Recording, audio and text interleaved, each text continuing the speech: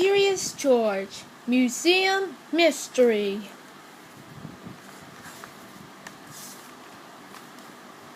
It was a big day at the museum. A new dinosaur skeleton was going to be displayed.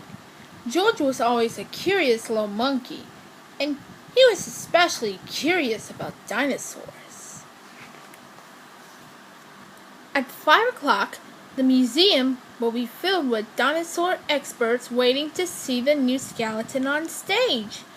Professor Wiseman told George and the man with the yellow hat, "But I'm one bone short." "Isn't that one of the bones we brought to you last week?" the man asked. "It should have been," the professor said, "but there are only 3 bones in this box. There were supposed to be 4. Are you sure you put all the bones in that box?"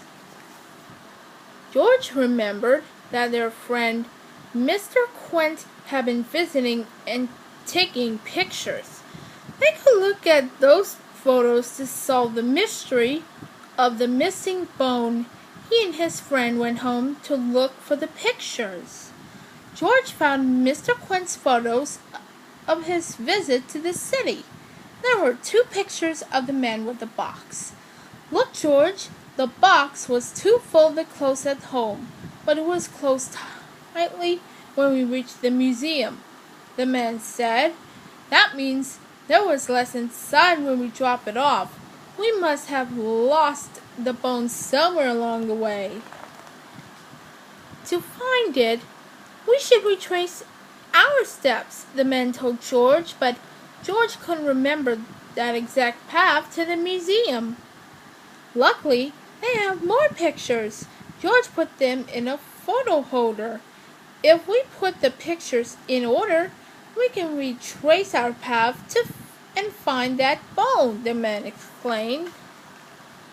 George thought the first place they'd gone was Chef Biscotti's restaurant for soup.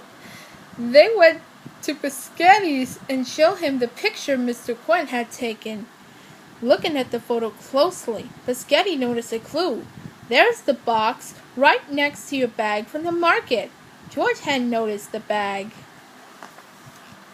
"The market bag means we must have gone to the market before we came here," the man said. "Change the order of the photos in George's holder so the picture from the market came before the picture for Biscotti's." They set off to check the market for clues. "Remember, we almost lost all the bones here when you tripped," the man reminded George, but George, being a quick little monkey, had caught all 4 of them in the box.